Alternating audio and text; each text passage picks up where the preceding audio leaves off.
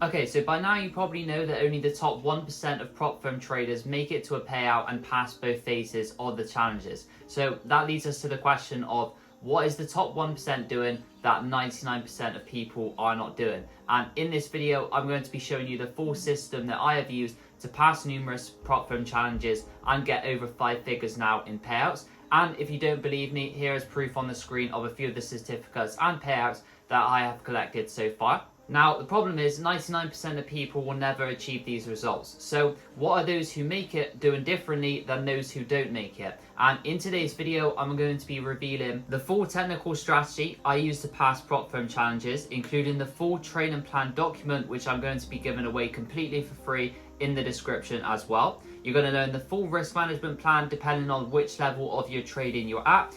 I'm also going to be giving you actionable steps to improve by tracking data and reviewing trades, along with the exact Notion trading journal template that I personally use to do this, which again will be found completely for free in the description below, available for you guys to download. So with that being said, let's dive right into the video, guys, and let's go through the free guide.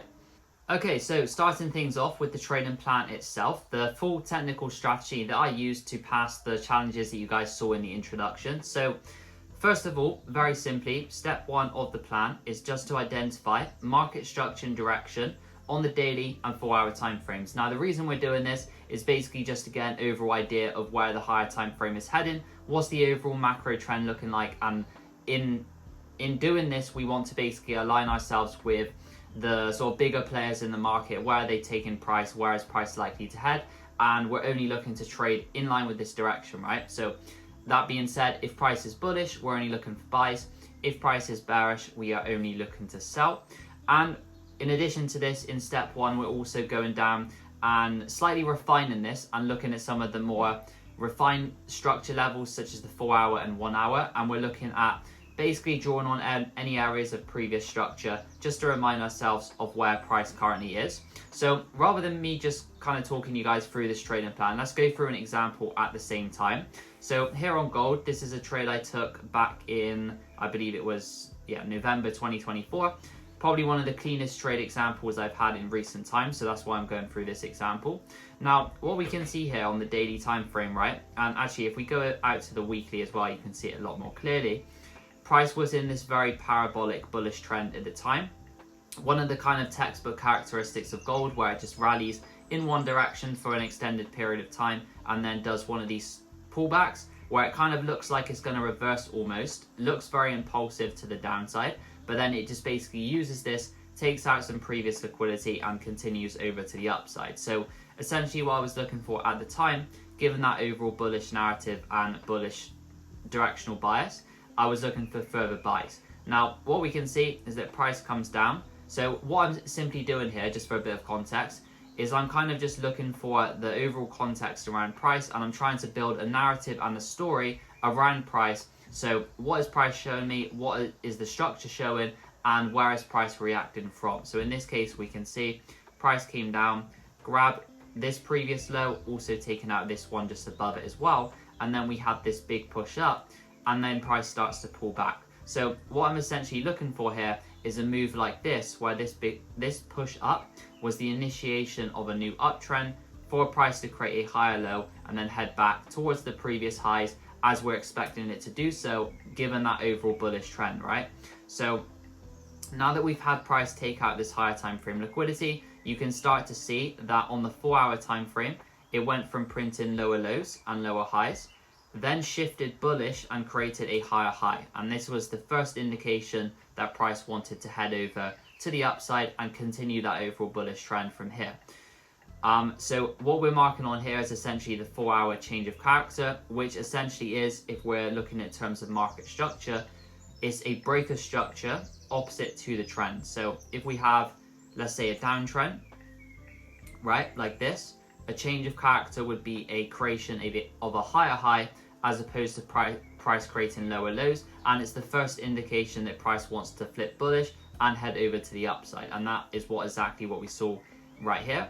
Now, as we play price on, you can see it then comes down into a more discounted area within this current leg, takes out an area of previous liquidity, and then starts to react. Now, I'm getting a bit ahead of myself here, but this is essentially step 2 in the trading plan, which is just to look at any areas of interest where we're actually looking to buy or sell from. Now, for me, I have 2 different points of interest. The first one is just an area of imbalanced supply or demand. So for anybody unfamiliar with this concept, an area of demand is very simply an area where previous buy-in volume came into the market. And it's as simple as that. There's no need to overcomplicate this. You just identify any area that previous volume came into the market. So for example, right here, you can see that this area is an area of consolidation. We then had that big impulsive move up. So this area of demand is where the volume essentially came into the market, and when price comes back into these areas, it will very often react from them. So we're using them as points of interest, obviously, as well, in tandem with that overall higher time frame direction, which we identified in stage 1. An area of supply is the opposite of that. It's just very simply an area where previous selling volume came into the market. So if we go back to where price was downtrending, you can see, for example, we had, let's find a good example. Again, you only really want to be selling from supply in a downtrend. So for example, you had one right here where we had that consolidation, then a big impulsive move down, price comes back up to respect it, and we get that sell off once again. And then in this case as well, you can see how it tapped the area multiple times. So these areas are essentially very reactive areas where you can look for price to come into and either buy or sell from, depending on the overall trend. But going back to the example over here, the second point of interest that I wanted to mention is an area of previous liquidity in the market. So what I mean by liquidity is an area where people were previously buying or selling from. In this case, what we can see is that people were previously buying from this area. How do we know that? Well, we can see that this was a very clear area, or a very clear low, which was caused and put into place by people buying from this area. So what we can basically infer from that is that once price comes down slightly below this level, anybody that was buying from this previous area got taken out of the market, and therefore price is likely to react from this area. You see it happen all the time. So for example, here as well, you can see this was a very clear high that price took out. All of the sellers from this previous region were taken out. Price then drops to the downside. Back here as well, you can see, just zooming in, price came down, took out previous buyers, then rallied. Here to the right, you can see price came up, took out previous sellers, and then we get that drop down. It's the same thing that happens time and time again. So really focusing here on liquidity is going to allow us to capitalize on some high risk reward trades, which are optimal for trading prop firms where you need to capitalize on 8 or 10% depending on the firm. However, bringing us over to step 3, obviously we didn't want to just blindly buy or sell from these areas. So this is when our entry confirmation comes into play, and this is when we're going down to the more lower time frames to get a slightly more refined view of price, to then enter and execute after price. You can think of this as price showing us its hand. We don't want to predict the market, we want to react to what price shows us. So essentially what we're waiting for is the same thing as on the higher time frames, which is that we want to see the M5 time frame. So I'm always using the M5 time frame for entries, as I've mentioned here in the trading plan, which again you guys can find in the description for free. So all I'm simply waiting for, right, is as price comes down towards the point of interest, notice how we were in this downtrend in structure. But once price took out that liquidity level, it then creates a higher high, and this is that change of character we wanted to see, which is the first indication that price wants to flip back bullish, and that this is likely going to be the low that price uses to then fuel or move higher, right? So all we're simply looking for is this sort of entry confirmation where price creates a higher high, breaking the current downtrend in structure. All I'm simply looking for then is I'm taking between the low and the high, and I'm looking for any areas of imbalanced demand, in this case because we're looking for buys, in order to execute a trade on, and I'm simply setting a limit on this area. So in this case, we have this area of imbalanced demand. You can very clearly see this was the sort of consolidation, which was the origin of this move up, which caused the volume. So this is our area of demand. You can also see we have an area of liquidity above it, just here. As price starts to move back towards it, it creates these previous lows above it. This is adding probability to the trade and increasing the likelihood that it plays out. Now, we're setting a limit on this area, right?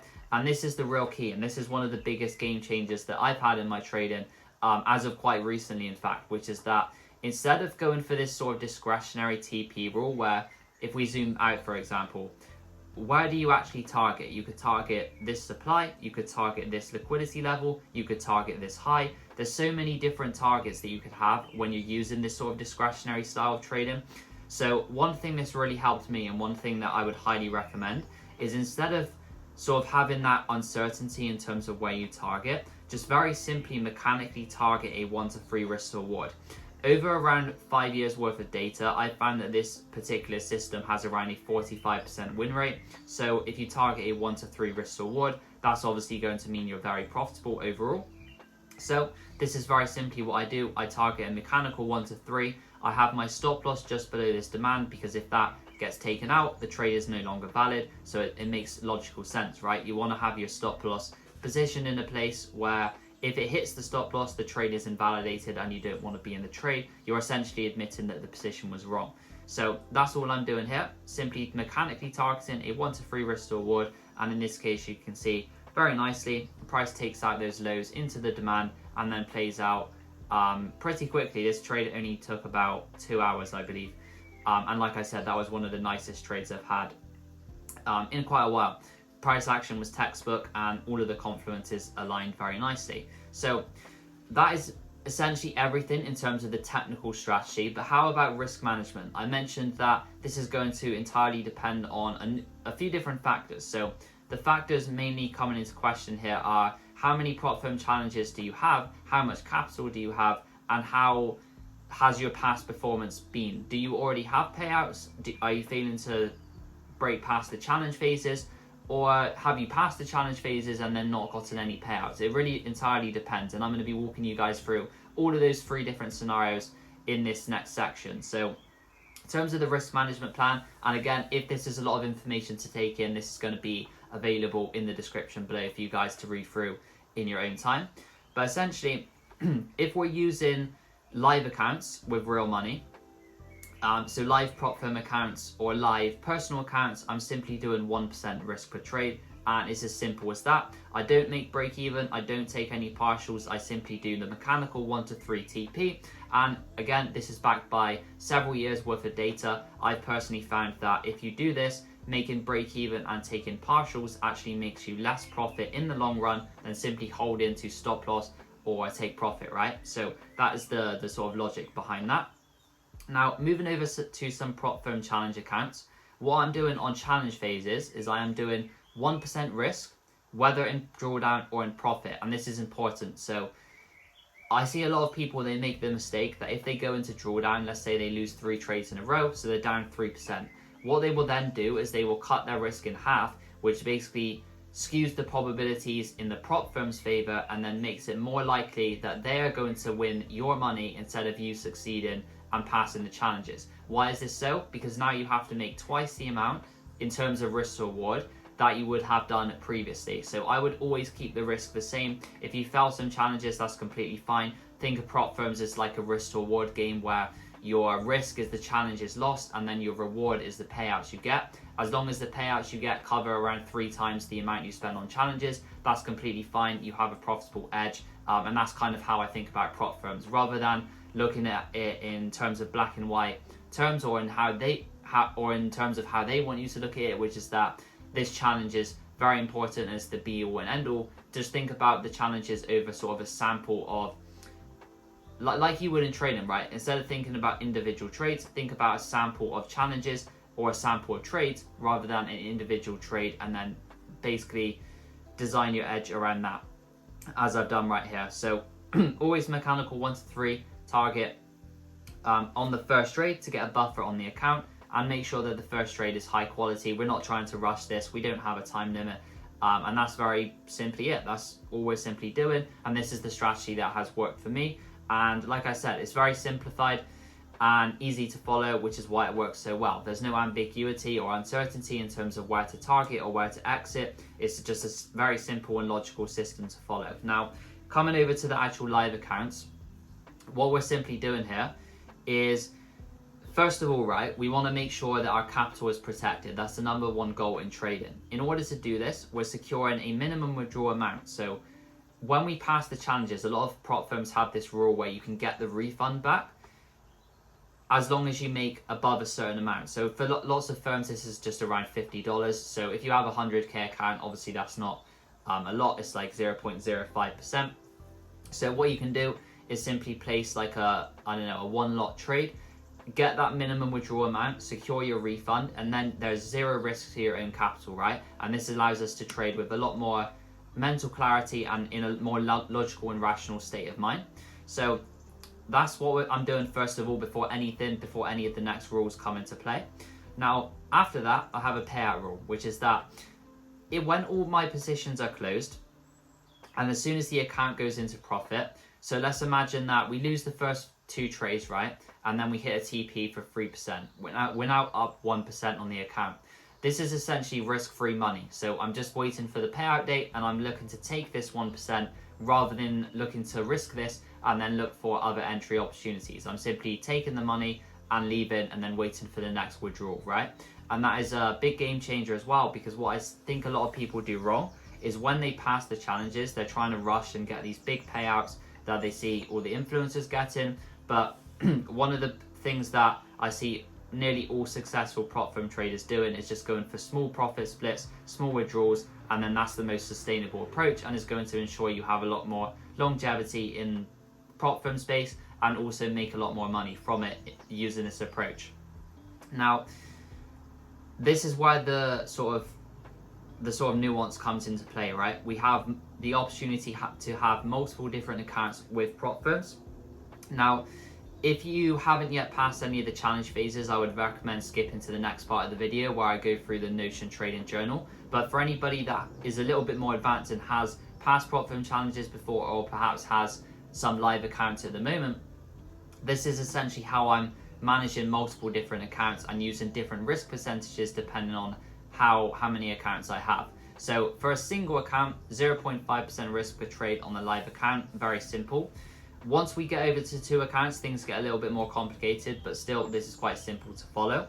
So I'm simply doing 0.5% risk on each account, but trading them separately rather than combining them. So what this is going to allow us to do is essentially diversify risk across the accounts. If we blow one prop firm account, it doesn't really matter because we have the other one. So in that sense, our entire source of income isn't wiped out. We have it kind of divided into 2 different portfolios, you could say.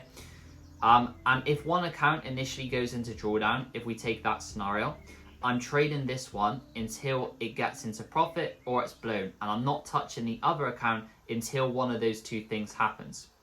Again, this just helps to diversify your risk so that even if you go on tilt and lose 10 trades in a row or 20 trades in a row with a 0.5% risk, then you still have that other account to fall back on and it's not really a big deal. And then as you get over to 3 and 4 accounts of the same size, what I'm doing here is combining 2 accounts into one.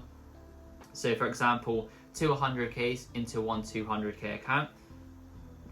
And then I'm trading this account and the remaining one that we have, because we have 3 accounts at this point, and I'm trading both separately with 0.5% risk on each. And then 4 accounts, I'm doing the same thing where I'm combining 2 accounts into one and then the other 2 accounts into one. So we have 2 accounts in total doing 0.5% risk on both of them. Like I said as well, this is quite a lot to take in, but this will be found in the description below so you guys can review it in your own time. And then the final thing I wanted to mention as well is when should we actually scale up? When should you go from trading one 100K account to 2 100K accounts? When should you buy your next challenge, essentially?